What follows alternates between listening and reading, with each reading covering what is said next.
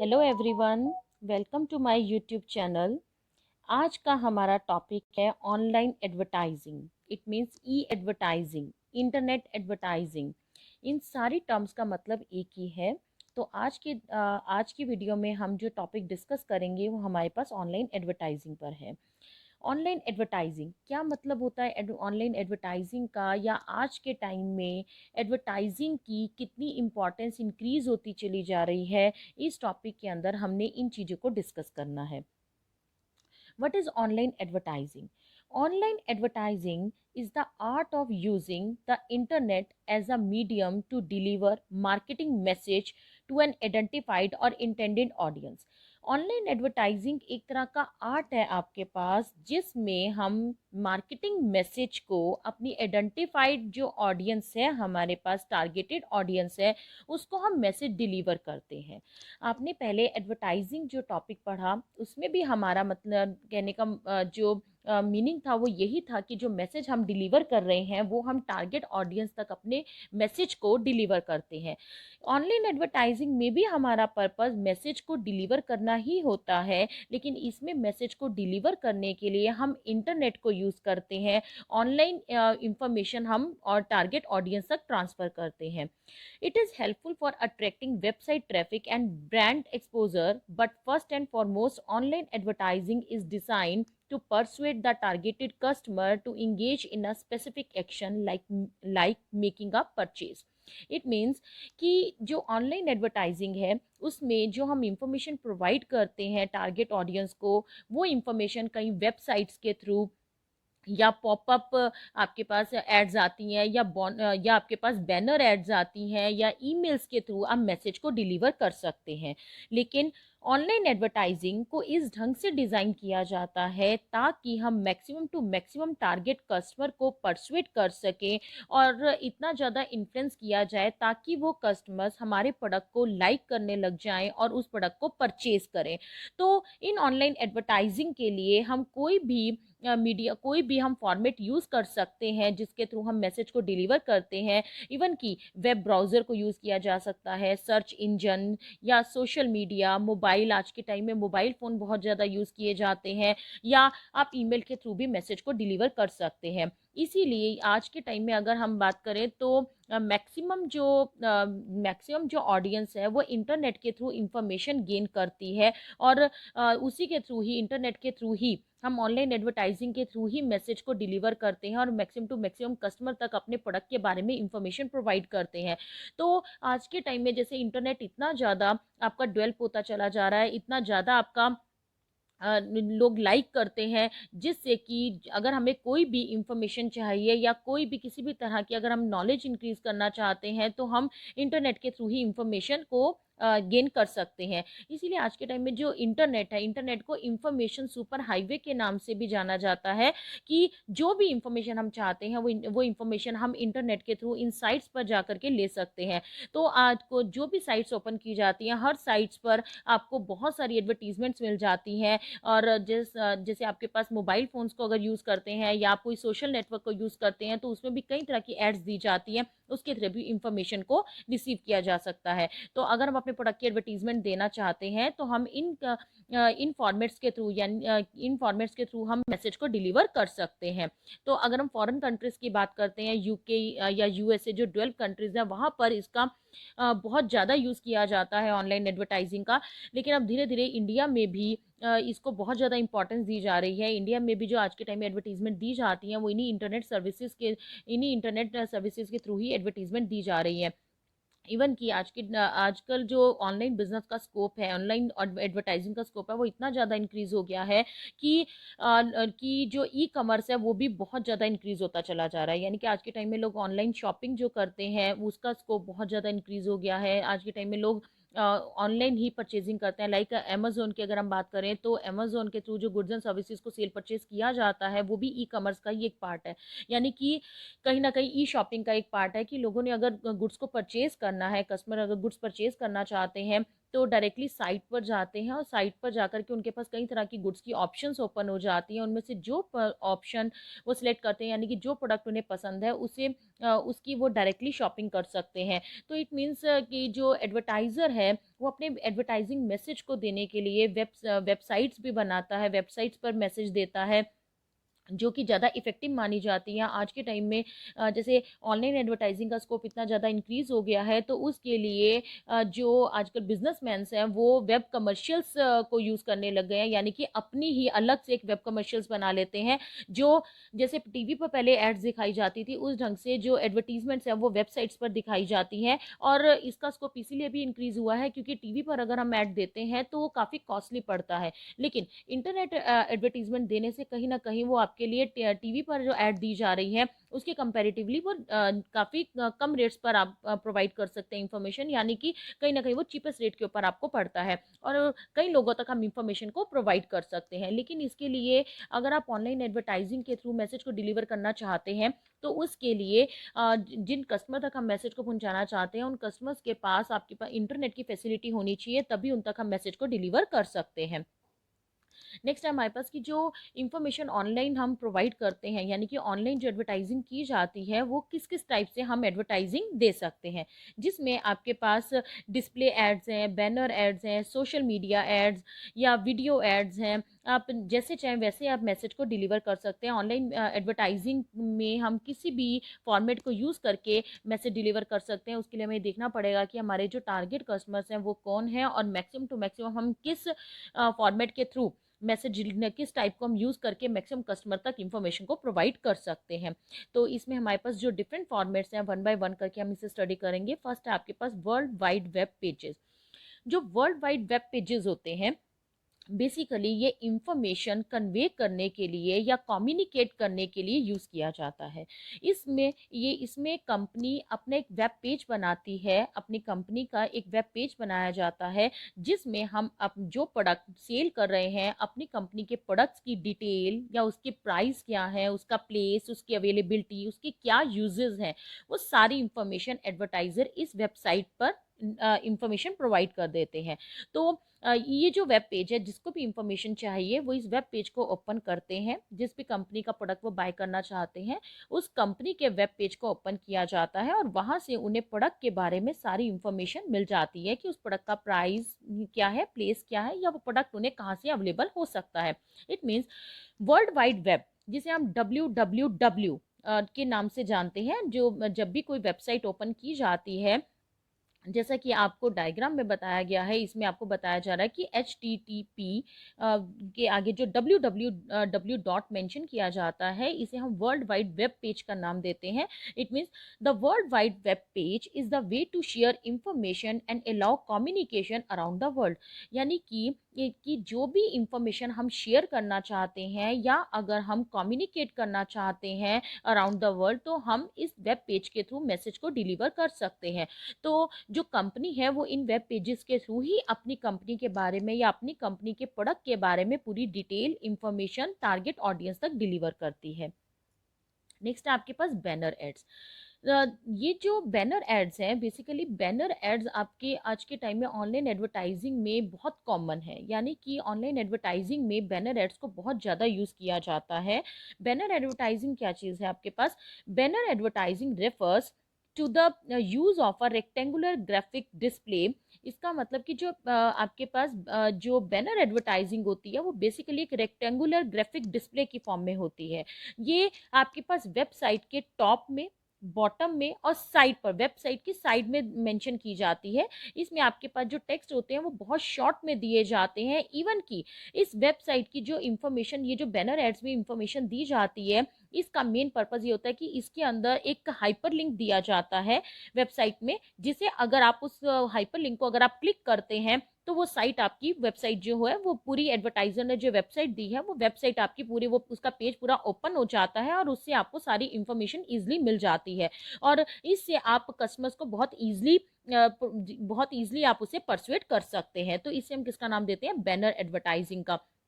तो ये जो एड्स होती हैं ये आपकी बहुत पॉपुलर वेबसाइट्स होती हैं, यानी कि ये जो एड्स हम दे रहे हैं ये बहुत ही फेमस होती हैं, आपके पास बहुत ज़्यादा पॉपुलर होती हैं, और इससे हम मैक्सिमम टू मैक्सिमम कस्टमर तक बहुत इजीली पहुंच सकते हैं। It means a banner contains a short text और graphics to promote a product और सर्विसेज, यानी कि हम अपनी गुड्स की प्रोडक्ट एंड सर्विसेज की प्रमोशन के लिए हम इन बैनर एड्स को यूज़ करते हैं। Banner ad is an object on the web page. It provides a hyperlink to the advertiser's website. Banner ads allows the users to open the advertiser's website as an when they click them, it provides information and at the same time persuades the buyer to buy the product. It means banner add का मतलब क्या हुआ कि banner ads के अंदर जो add दी जा रही है उसमें एडवर्टाइजर ने वेबसाइट का एक हाइपर लिंक प्रोवाइड किया, जिस हाइपर लिंक को अगर आप क्लिक करते हैं तो उससे उस कंपनी की या जो ऐड दी जा रही है उसका वेब पेज का पूरा होम पेज ओपन हो जाता है, और उससे जो भी इंफॉर्मेशन आप लेना चाहते हैं वो इंफॉर्मेशन आपको प्रोडक्ट के बारे में सारी मिल जाती है, जिससे हम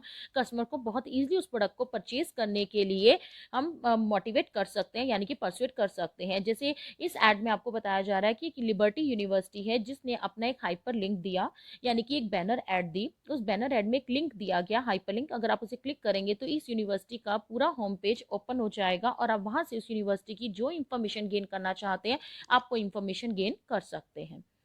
नेक्स्ट है आपके पास पॉपअप एड्स। पॉपअप एड्स का मतलब होता है कि जो इंटरनेट यूजर्स होते हैं बेसिकली ये जैसे अगर हम कोई भी साइट ओपन करते हैं, अगर हम कोई भी साइट ओपन करते हैं तो उस टाइम पर जो साइट ओपन होने में कुछ टाइम लग जाता है, तो जिस टाइम पर हम वो साइट ओपन कर रहे होते हैं उसमें जो टाइम गैप आ जाता है जब तक वो जो साइट हमने ओपन किया वो डाउनलोड होती है, उतने टाइम में आपके पास कंप्यूटर स्क्रीन पर कुछ ऑटोमेटिकली कुछ एड्स आ जाती है जो हमने डाउनलोड नहीं की, लेकिन वो ऑटोमेटिकली आ जाती है उन टाइमिंग्स पर जब हम कोई अपनी जो जो साइट हमने ओपन की है, जब तक वो साइट ओपन नहीं होती या जब तक वो डाउनलोड नहीं होती, उन टाइमिंग्स में जो ऑटोमेटिकली अपीयर हो जाती हैं साइट्स, जो एड्स ओपन हो जाती हैं, उन एड्स को हम नाम देते हैं पॉपअप एड्स।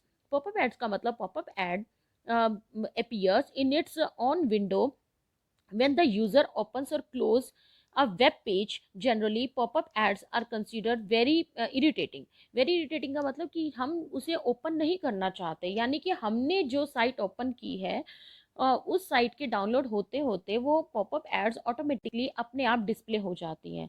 हम नहीं चाहते कि वो इन्फॉर्मेशन हमें मिले, तब भी वो ऑटोमेटिकली हमें मिल रही है, तो कई बार वो इन्फॉर्मेशन जो है वो जो एड्स आती हैं वो हमारे लिए इरिटेटिंग होती हैं, हम उसे नहीं पढ़ने में इंटरेस्टेड होते या उस एडवर्टीजमेंट को देखने में इंटरेस्टेड नहीं होते, ये अनसोलिसिटेड होती है, तो जिस वजह से इनको ज़्यादा लाइक नहीं किया जाता। तो जैसे हम कोई वेबसाइट ओपन कर रहे हैं, जैसे हमने कोई भी वेबसाइट डाउनलोड की, लेकिन जब तक वो डाउनलोड हो रही है उसके दौरान जैसे आपको ये एड्स में दिखाया जा रहा है कि ये आपके पास साइट्स ओपन हो जाती हैं, तो हम अगर देखना चाहते हैं तो हम इसे ओपन करेंगे, अगर हम नहीं देखना चाहते तो इसे क्लोज कर दिया जाता है। तो ये जो एड्स दी जाती हैं ये आपके पास पॉपअप एड्स होती हैं। नेक्स्ट है आपके पास ईमेल। ईमेल आज के टाइम में बहुत ज़्यादा पॉपुलर है। ईमेल का मतलब क्या है आपके पास? Email has the ability to reach global audience at low cost. Unsolicited email creates negative response and solicited email is well received by the customers. Email आपके पास ईमेल एक ऐसा फॉर्मेट है, एक ऐसा आपके पास मीडिया है जिसके थ्रू हम maximum to maximum global level पर हम कस्टमर तक इंफॉर्मेशन को प्रोवाइड कर सकते हैं एट लो कॉस्ट। इसमें हमारे पास कुछ ईमेल्स सोलिसिटेड होती हैं और कुछ आपके पास अनसोलिसिटेड होती हैं। जो सोलिसिटेड ईमेल्स होती हैं उन्हें तो कस्टमर रिसीव करना चाहता है और उसे रीड भी करेगा, लेकिन जो अनसोलिसिटेड एड्स होती हैं जो हमने मांगी नहीं है लेकिन तब भी हमारे पास वो इंफॉर्मेशन आ जाती है, प्रोडक्ट के बारे में इंफॉर्मेशन आ जाती है, तो उनका कहीं ना कहीं कस्टमर की तरफ से हमारे पास नेगेटिव रिस्पॉन्स आता है। जैसे हमने अपनी कोई मेल आईडी ओपन की, उस मेल आईडी को ओपन करते ही उसमें अगर हम देखें तो कुछ जैसे ये पिक्चर में दिखाया जा रहा है कि येलो कलर से आपको बताया गया कि ये एडी ऐड बता रखा है, तो ये जीमेल जैसे ओपन की गई है इसके अंदर एड्स हैं, ये हमने मंगवाई नहीं है, लेकिन तब भी एडवर्टाइजर ने हमारे पास ये एड्स सेंड की है, तो ये जो एड्स हैं ये हमारे पास अनसोलिसिटेड ईमेल्स हो जाती हैं जिन्हें हमने कोई भी इंफॉर्मेशन मांगी नहीं, लेकिन तब भी एडवर्टाइजर ने हमारे पास ये इंफॉर्मेशन प्रोवाइड कर दी। तो इस टाइप की जो अनसोलिसिटेड आपके पास ईमेल्स होती हैं वो मैक्सिमम टाइम्स तो कई बार टारगेट ऑडियंस ओपन भी नहीं करती, लेकिन कहीं ना कहीं आपके पास ईमेल का जो रिस्पॉन्स है वो बहुत बेटर होता है, यानी कि जो इसका रिस्पॉन्स रेट है आपके पास कस्टमर्स की तरफ से वो काफ़ी बेटर है। कि जो एड्स आती हैं, जो बैनर एड्स को या वेब पेजेस ऐड को कस्टमर्स इतना ज़्यादा इंपॉर्टेंस नहीं देते, लेकिन ईमेल एडवर्टाइजिंग जो आती है उसका रिस्पॉन्स जो है हमारे पास वो अदर्स की बजाय कहीं ना कहीं बेटर है। तो email advertising offers advantage such as massive reach. It means maximum to maximum mass level पर आप कस्टमर तक इंफॉर्मेशन को प्रोवाइड कर सकते हैं, लेकिन ये मेथड सिर्फ उन्हीं पर्सन के लिए बेटर रहता है जो पर्सन एजुकेटेड है या यानी कि जो पर्सन लिटरेट पर्सन है, उन्हीं तक हम इंफॉर्मेशन को प्रोवाइड कर सकते हैं। नेक्स्ट है आपके पास स्काई स्क्रैपर्स और मूविंग क्लिपिंग।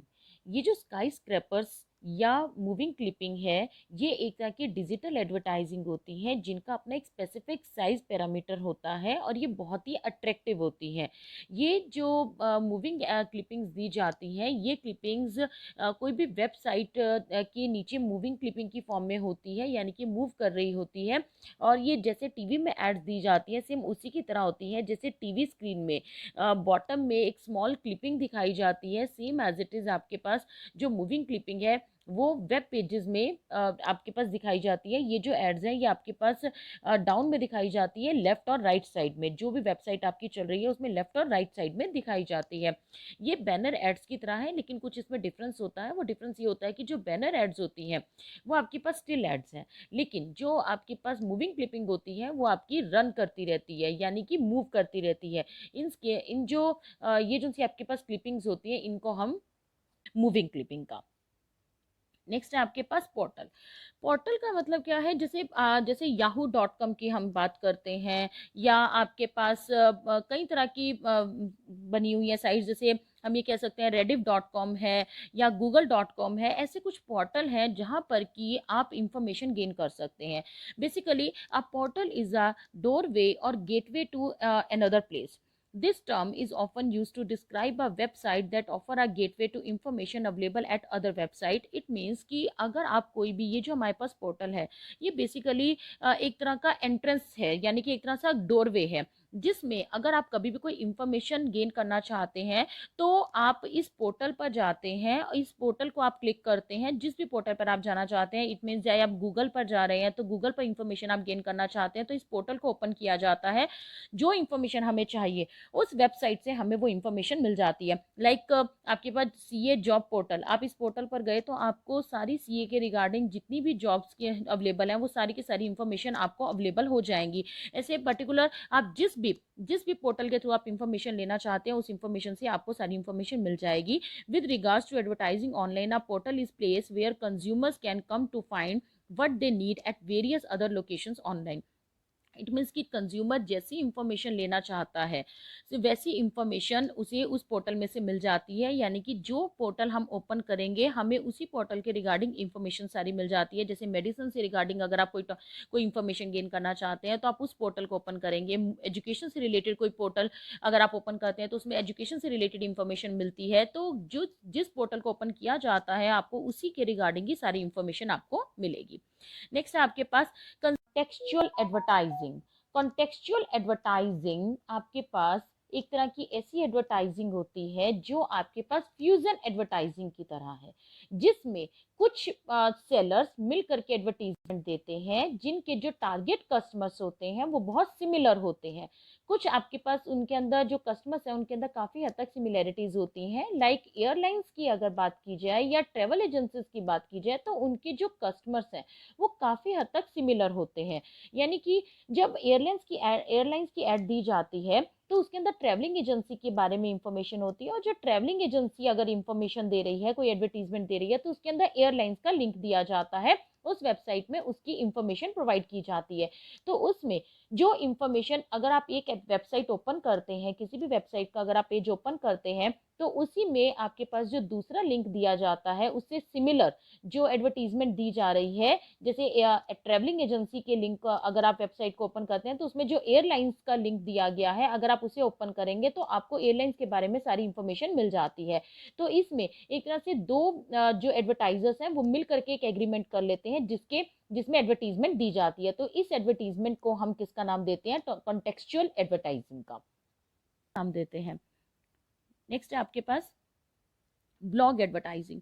ब्लॉग एडवर्टाइजिंग आपके पास जो होते हैं बेसिकली वो ऑनलाइन मीडिया के लिए यूज़ किया जाता है। जब हम मार्केट में कोई भी इंफॉर्मेशन कन्वे करना चाहते हैं तो हम इन ब्लॉग्स के थ्रू मैसेज को डिलीवर करते हैं। ये लेकिन जो ये ब्लॉग्स के अंदर इंफॉर्मेशन कन्वे की जाती है, ये इंफॉर्मेशन आपकी पॉजिटिव भी हो सकती है और नेगेटिव भी हो सकती है। यानी कि एक ब्लॉग के अंदर हमने अपनी इंफॉर्मेशन प्रोवाइड कर दी, लेकिन कहीं ना कहीं ये जो इंफॉर्मेशन प्रोवाइड की जाती है इसके अंदर पॉजिटिव और नेगेटिव पॉइंट्स दोनों होते हैं। इसीलिए कुछ बिजनेस यूनिट्स ऐसे भी हैं जो कि सेल्समैन जो कि इनके अंदर इस ढंग से इन ब्लॉग्स को प्रेजेंट करते हैं जिसके अंदर सिर्फ पॉजिटिव कमेंट्स दी जा सके, जो नेगेटिव है उसको यहाँ से अवॉइड कर दिया जाता है ताकि जो कस्टमर्स हैं उनको हम इजीली इन्फ्लुएंस कर सके, उन्हें मोटिवेट कर सके। लेकिन ये जो ब्लॉग्स बनाए जाते हैं इसमें पर्टिकुलर एक ब्लॉग अगर ओपन किया जाता है तो उसी से रिलेटेड सारी इंफॉर्मेशन उसके अंदर आती है। लाइक अगर बेडशीट्स को अगर हम ओपन कर रहे हैं तो इसके अंदर जिस टाइप की भी बेडशीट्स हैं इस ब्लॉग को अगर ओपन किया जा रहा है तो जो आपने ब्लॉग ओपन किया है उसमें उसी प्रोडक्ट से मिलते जुलते जो प्रोडक्ट्स होंगे आपके पास उसी टाइप के प्रोडक्ट्स अवेलेबल होंगे। This is one of the indirect online advertising type. Most of the blog advertising is created by using the story telling technique. It means कि इसके अंदर जो टेक्निक यूज़ की जाती है वो स्टोरी टेलिंग टेक्निक को यूज़ किया जाता है और उसके अंदर अपना एक्सपीरियंस शेयर किया जाता है कि ये जो प्रोडक्ट है वो हमने यूज़ किया या उस प्रोडक्ट के क्या रिस्पॉन्स रहे। तो इसीलिए उसके अंदर पॉजिटिव और नेगेटिव दोनों तरह की इंफॉर्मेशन हो सकती है। लेकिन जो इंपॉर्टेंस दी जाती है, जो डायरेक्टली आज के टाइम में जो ब्लॉग्स यूज़ किए जा रहे हैं उसमें ज़्यादातर पॉजिटिव ब्लॉग्स को यूज़ किया जाता है जिसके अंदर सिर्फ और सिर्फ आपके यहाँ पॉजिटिव इंफॉर्मेशन हो, पॉजिटिव कमेंट्स हो, ताकि जो एडवर्टाइजर है वो कस्टमर को जल्दी से अट्रैक्ट कर सके उस प्रोडक्ट के लिए। नेक्स्ट है आपके पास ब्लॉग एडवर्टाइजिंग के बाद social network advertising. Social networking आपके पास काफ़ी फेमस एंड पॉपुलर है। Social networking is the use of internet based social media sites to stay connected with friends, family, colleagues, customers or clients. Social networking can have a social purpose or business purpose or both through sites like Facebook, Twitter, आपके पास Instagram, ये सारी sites आपके यहाँ social networking के अंदर cover up होती हैं। Social networking has become a significant base for marketers seeking to engage customers. It means जो सोशल साइट्स आती हैं, लाइक हम फेसबुक की बात करें तो फेसबुक चलाते हुए बीच में आपके पास ऑटोमेटिकली कुछ एड्स आ जाती हैं।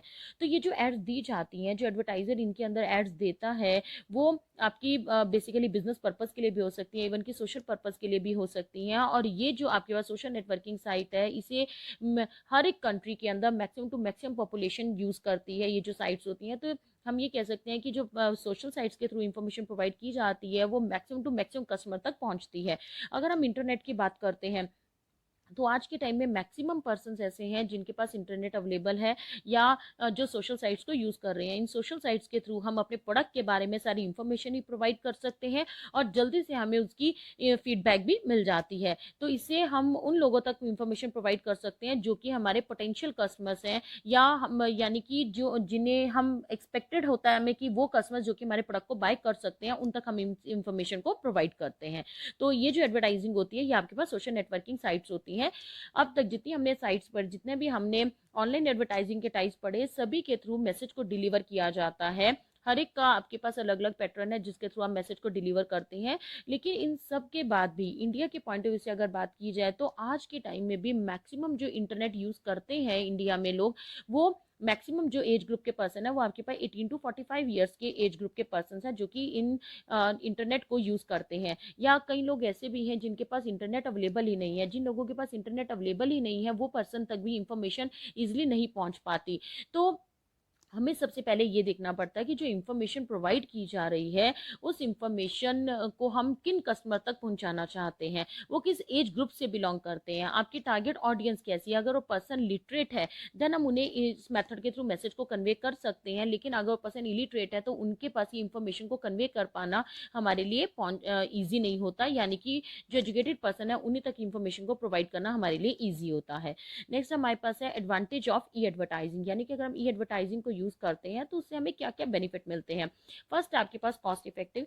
जो ई एडवर्टाइजिंग है उसकी जो कॉस्ट है वो अदर एडवर्टाइजिंग की बजाय काफ़ी कम होती है। तो जो स्मॉल बिजनेस यूनिट हैं जिनका बजट बहुत एडवर्टाइजिंग बजट बहुत स्मॉल होता, बहुत ही ज़्यादा स्मॉल होता है, वो भी इसके थ्रू मैसेज को डिलीवर कर सकते हैं क्योंकि इसके अंदर जो कॉस्ट है वो बहुत कम आती है। और आज के टाइम में इंटरनेट एडवर्टाइजिंग का जो स्कोप है वो बहुत ज़्यादा इंक्रीज हो गया है। तो इसके लिए इंटरनेट एडवर्टाइजिंग में कहीं ना कहीं हमें कम फाइनेंशियल रिसोर्सेज की जरूरत पड़ती है और वो हमारे लिए ज़्यादा इफेक्टिव भी रहता है। नेक्स्ट सेकंड आपके पास हेल्प्स इन पर्सनल सेलिंग, कि जो इंटरनेट है वो आपके इंटरनेट एडवर्टाइजिंग कहीं ना कहीं पर्सनल सेलिंग में भी आपको हेल्प करता है। पर्सनल सेलिंग में कहीं ना कहीं हम जो प्रोस्पेक्टिव कस्टमर्स हैं उनके बारे में इंफॉर्मेशन को कलेक्ट कर सकते हैं, एक डेटाबेस बना सकते हैं जिनसे जिनसे उनको उनको कांटेक्ट करना, उन कस्टमर के साथ कांटेक्ट करना आपके लिए इजी हो जाता है, और उनको प्रोडक्ट के बारे में इंफॉर्मेशन प्रोवाइड करना और उन्हें कन्विंस करना, उन कस्टमर्स को परसुएट करना कहीं ना कहीं इजी हो जाता है। नेक्स्ट आपके पास helps to develop relationship marketing.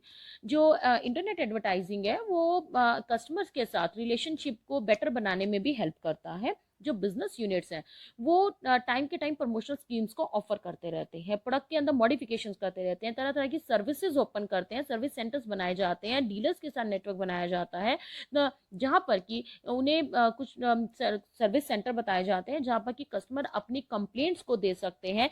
तो यानी कि उनके जब कस्टमर्स को सेटिस्फाई रखा जाता है, कस्टमर की कंप्लेंट्स को सुना जाता है, तो उससे कंपनी और जो कस्टमर्स हैं उनके जो रिलेशंस हैं वो भी लॉन्ग टर्म बनते हैं और कस्टमर जो है वो सेटिस्फाई रहते हैं। नेक्स्ट है डिटेल्ड मैसेज।